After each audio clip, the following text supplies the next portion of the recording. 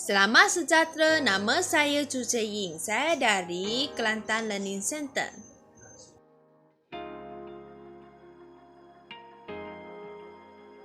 Teori yang saya pilih ialah masalah tingkah laku dalam kalangan kanak-kanak.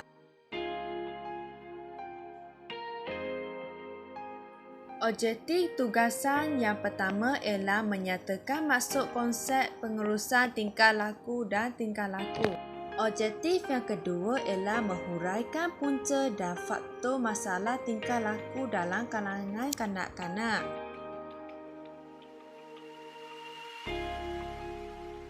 Konsep pengurusan tingkah laku boleh diiktirafkan sebagai satu rancangan untuk memodifikasikan tingkah laku bermasalah ke satu maklumat yang telah ditetapkan dengan teknik yang sesuai. Maksud tingkah laku adalah apa yang dilakukan atau diperkatakan oleh seseorang individu, semua tindakan manusia yang boleh diperhati dan dinilai dengan sebarang perbuatan yang dilakukan secara terus atau tidak.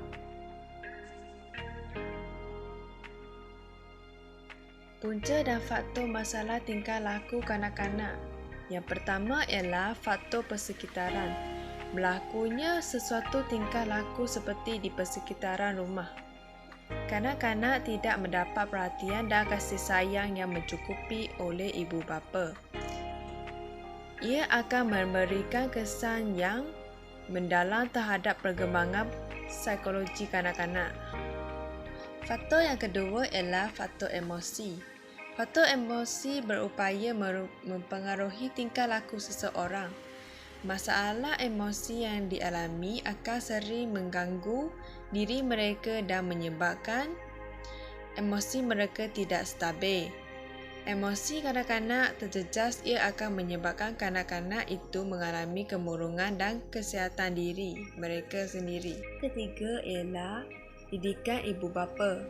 Sikap layanan ibu bapa akan mempengaruhi tingkah laku anak-anak mereka. Kekurangan perhatian dan kasih sayang boleh menyebabkan seseorang kanak-kanak berasa tersisih, tidak dihargai dan menyebabkan pelbagai kereneh dan tingkah laku negatif yang sukar dikawal. Yang terakhir adalah kemahiran sosial. Aspek pergaulan kanak-kanak, mereka lebih gemar, menyedari dan pasif untuk bersosial. Oleh itu, mereka juga bertindak mengikut emosi mereka. Tingkah laku yang negatif mudah dipelajari oleh kanak-kanak kerana mereka mudah mengikuti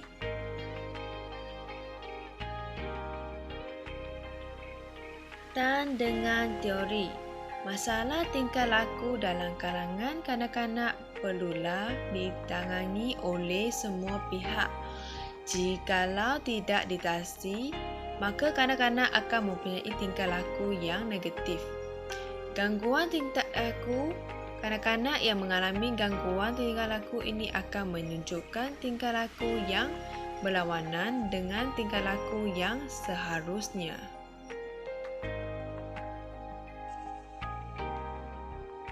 Implikasi teori terhadap pengajaran dan pembelajaran. Kanak-kanak yang mempunyai tingkah laku yang negatif mampu memberikan masalah dan mengganggu proses pengajaran dan pembelajaran dalam kelas. Tingkah laku destruktif merupakan sebarang tingkah laku yang dapat menjejaskan kelicinan proses pembelajaran dan pembelajaran. Seorang kanak-kanak yang tidak bekerjasama dengan guru.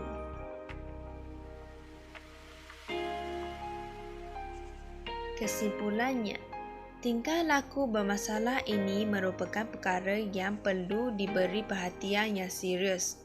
Kerana permasalahan yang kecil sebegini, jika ia berterusan akan menjadinya satu kebiasaan. Dengan itu, tingkah laku bermasalah boleh membawa kesan yang tidak baik untuk memudaratkan proses pengajaran dan pembelajaran di dalam kelas. Apabila tingkah laku positif dapat dibentuk, maka ia akan meningkatkan pretensi dan pencapaian serta kebersanan aktiviti pembelajaran. Itu sahaja daripada saya. Sekian, terima kasih.